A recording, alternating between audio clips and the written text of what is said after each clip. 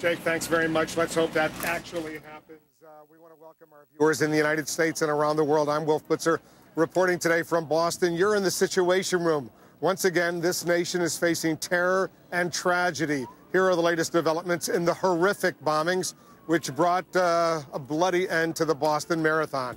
The investigation has yielded major new clues. Sources now say the explosive devices were apparently made from pressure cookers, hidden in backpacks, and set off by timers. The death toll stands at 3.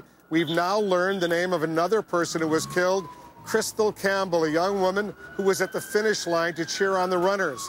The other known victims included 8-year-old Martin Richard, whose mother and sister were badly wounded. A third person was killed, but that name still hasn't been released. We do know a lot more tonight about the wounded, about their injuries. 183 people were hurt in the bombings, almost 24 of them critically. At least 9 of the wounded are children. We're expecting a news conference any moment now. We will, of course, bring it to you live with all the latest information.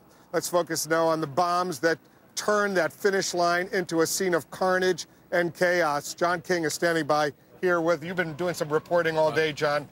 What's going on? What is the very latest as far as the investigation is concerned? It's interesting, Wolf, 26-plus hours later now, many more questions than answers.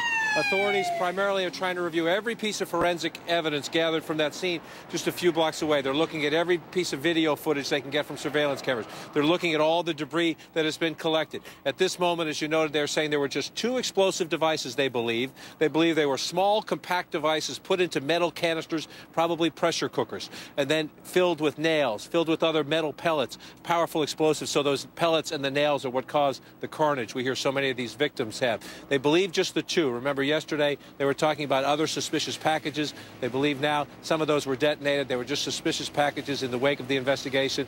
Perhaps an overreaction in some case, but every precaution taken. What else from there? This is a tactic, these pressure cookers, that has been used in the past by Al-Qaeda, used in the past by the Taliban, but it is also a technology, sadly, you can find on the internet. And I'm being told by several officials, some of our other correspondents as well, that there is zero evidence as yet, any intelligence evidence of any international or foreign terrorist involvement. So they're obviously thinking about that, investigating that, but there is no evidence of that as yet. At the moment, I'm told there is a frantic, that was a word used by a Boston police source to me today, review of all that video evidence and everything else trying to come in. As of just a couple hours ago in a conversation with that Boston police source, I was told as of yet in that review, no evidence yet, nothing on the video review so far that shows any suspicious people arriving at a scene, seeming to put something down and going away. That is what they're looking for right now. And so you have this just frantic investigation. And as time passes, experts in this tell you, if somebody left a clear signature, often you get that within 24 hours or so. That is the nervousness you find among state and local officials working at the federal authorities, that they're desperate for answers here at the moment, mostly questions. And no one has claimed any responsibility domestically, internationally, any place. Right, and that is also a signature of international terrorist groups, would be to claim responsibility, to get the attention, in their view, to get the credit, sadly, for something like this. That has not happened yet. Again, that is a factor in the investigation as they try to sort domestic or international. Stand by for a moment. Joe Johns is also working the pressure cooker part of these bombs. Joe, what are you learning? Wolf, a law enforcement official told me today that authorities are preparing for a long and slow investigation here, and it starts with pieces of the explosive devices scattered along an enormous crime scene.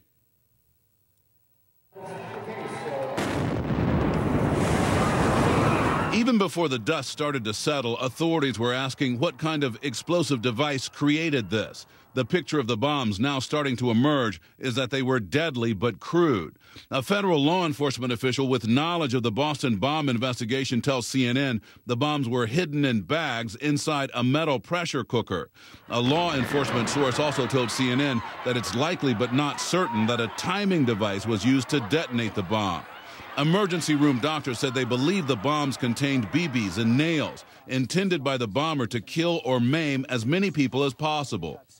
There are a variety of sharp objects that we found in their body.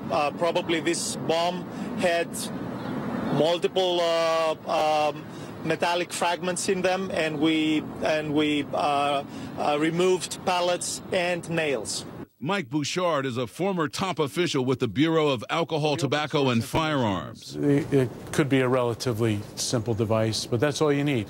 Whatever they did, this was an anti-personnel device. It accomplished the mission. So you don't have to have a high-tech, you don't have to use high explosives, military explosives.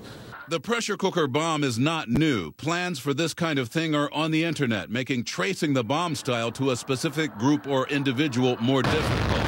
The failed terrorist who tried to blow up Times Square in 2010 tried a variation on the idea, but it didn't work. And pressure cooker-style bombs are a common form of IED used in both Afghanistan and Iraq, made famous by this English-language article in an al-Qaeda terrorist magazine known as Inspire.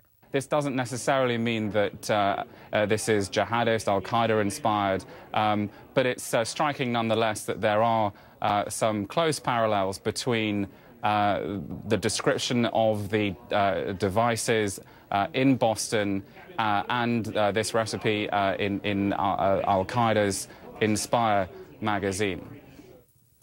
The Homeland Security Department has warned in the past about the dangers of pressure cooker bombs. Important also to say that authorities have not told us if they have figured out whether the bombings were the result of international terrorism or if this was a homegrown attack. Wolf? So clearly this investigation is at an early stage. What I'm hearing you say, Joe, is that they really don't have any hard evidence, if any evidence at all, that this could have been internationally inspired. They really don't have a whole lot of evidence domestically either. Is that what I'm hearing? Well, I've asked a law enforcement official on the ground there in Boston about whether they just simply have nothing. That official would not comment on that. Nonetheless, they are telling me they expect this to be a very long slog. So I take that to mean they're not expecting to pick up anybody tonight.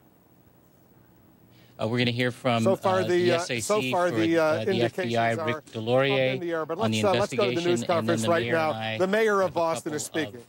Of follow-on comments and announcements with respect to the recovery, and then any of us are available to take questions from any of you. So let me start with Special Agent DesLauriers. There you go. Thank you very much, Governor Patrick. And again, my name is, good afternoon, my name is Rick DesLauriers. I'm the Special Agent in charge of the FBI's Boston Division. Let me recap our investigative efforts this afternoon. Yesterday at this time, our collaborative efforts were focused on saving lives and treating the injured. At the same time, resources were directed to ensure the safety of our community.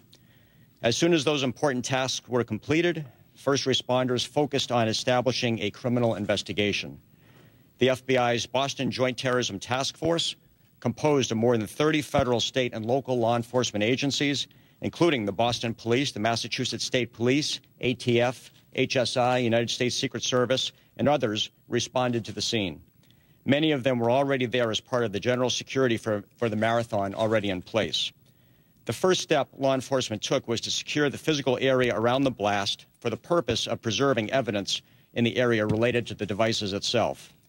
This morning, the FBI, along with Boston PD, Massachusetts State Police, and ATF, officially began its forensic evidence recovery effort at the site.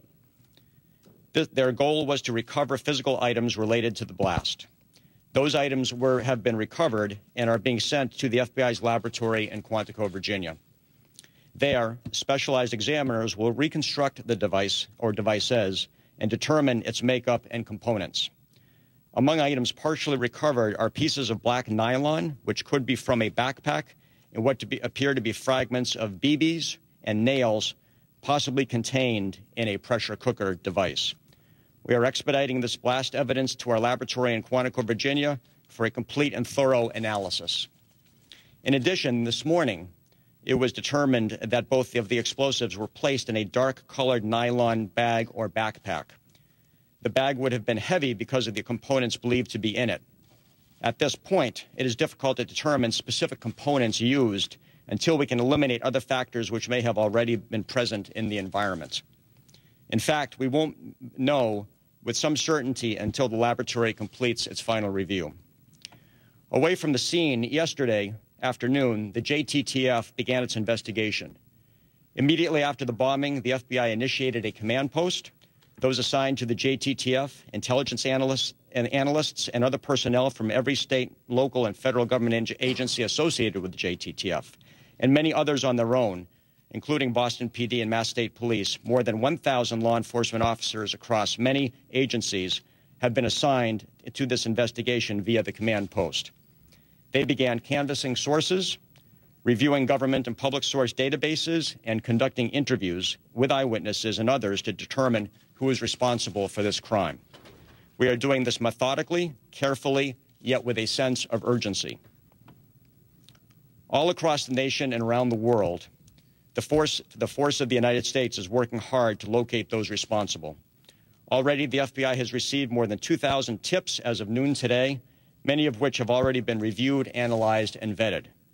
We will continue to work around the clock tirelessly, side by side with our partners, to continue to investigate and act on these leads. Regarding who might be suspected of this event, the investigation is in its infancy. As law enforcement, it is our responsibility to thoroughly review each and every piece of evidence. Some of our activity you may see, some of it you won't. But rest assured, we are working hard to get the answers. At this time, there are no claims of responsibility. The range of suspects and motives remains wide open. Importantly, the person who did this is someone's friend, neighbor, coworker, or relative. We are asking anyone who may have heard someone speak about the marathon or the date of April 15th in any way that indicated that he or she may target the event to call us. Someone knows who did this. Cooperation from the community will play a crucial role in this investigation. We ask that businesses review and preserve video surveillance, video and other business records in their original form. And we are asking the public to remain alert and alert us of the following activity.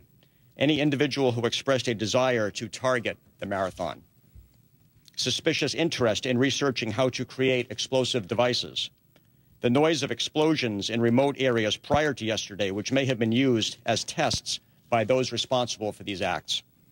Someone who appeared to be carrying an unusually heavy, dark-colored bag yesterday around the time of the blasts and in the vicinity of the blasts.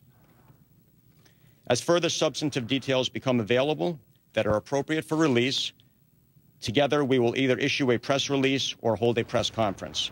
And tomorrow we plan to hold another press conference in the early afternoon. Thank you very much. And I want to thank the public for their tremendous support in this investigation. It is crucial to our ultimate success. And I thank the residents of the city of Boston, the citizens of the Commonwealth of Massachusetts, for this information that has been provided to us.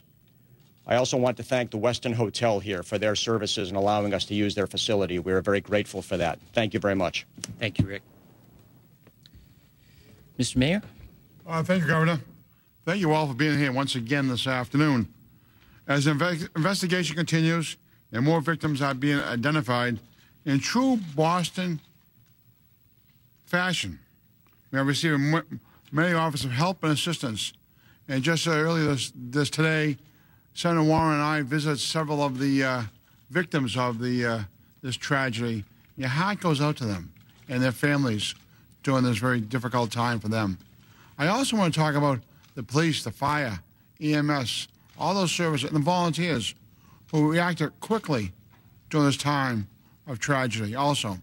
Because of the outpouring of help, we've set up an organization, One Fund Boston, which is to collect money to help people who might need help during this time. The website is onefundboston.org. And you can go to that site and donate any resource you have. Some of the folks who have stepped up so far are John Hancock, Jack Connors, John Fish, Steve Pagluka, Larry Lucchino. The whole business community is coming together. And the Boston Foundation. They're all there willing to help. That's how Boston's come together like it's never come before. We're all here because this tragedy is not going to stop Boston. We are Boston. We are one community, and we will not let terror take us over. Thank you very much, Mr. Mayor, and thanks to all of the donors, the inaugural donors, if you will, for the One Fund Boston and those who will contribute. In the nature of contributions, the Lieutenant Governor and I visited a couple of hospitals this afternoon as well, and one of the things that we had an opportunity